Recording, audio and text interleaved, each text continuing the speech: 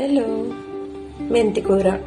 ఈ ప్లాంటర్స్లో గ్రీన్గా టెండర్గా కనిపిస్తున్న ఈ లీవ్స్ ఏంటో అర్థమైంది కదా.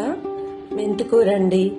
నేను ఫస్ట్ టైం ఈ మెంతికూరని పండించడం ట్రై చేశాను. నాకైతే చాలా బాగా వచ్చింది.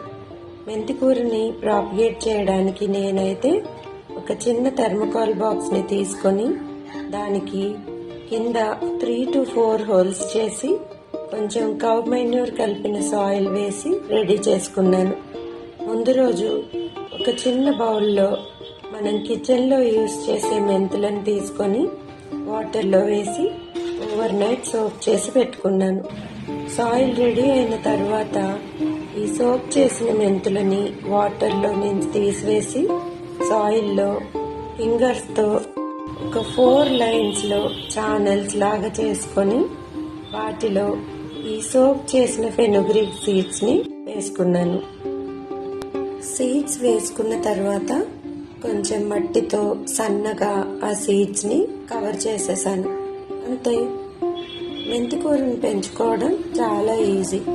దీనికోసం ఫస్ట్ మట్టిని లూజ్గా చేసుకొని ప్లాంటర్ని రెడీ చేసుకోవాలి. నెక్స్ట్ సాయిల్లో వాటరింగ్ చేసే విధానం.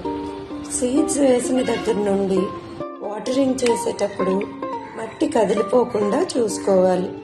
ఈవెన్ సీడ్స్ స్ప్రౌట్ అయిన తర్వాత కూడా.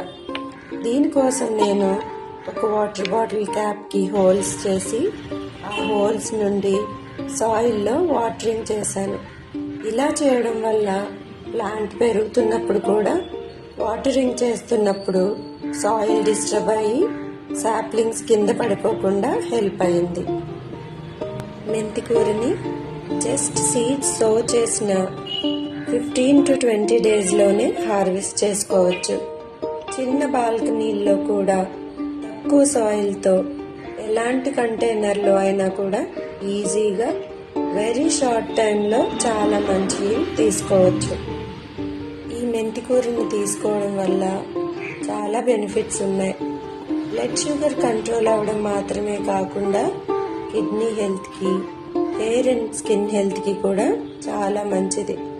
మెన్స్ట్రువల్ క్రాంప్స్ తగ్గించడానికి, మెనోపాజ్ సిమ్టమ్స్ని మాడ్యులేట్ చేయడానికి కూడా ఈ లీఫీ వెజిటబుల్ చాలా హెల్ప్ అవుతుంది. ఇన్ని అడ్వాంటేజెస్ ఉన్న ఈ మెంతికూరని మనం మన బాల్కనీలోనే చాలా ఈజీగా పెంచుకోవచ్చు. మీరు కూడా ఒకసారి ట్రై చేసి చూడండి. Thank you for watching. Happy gardening.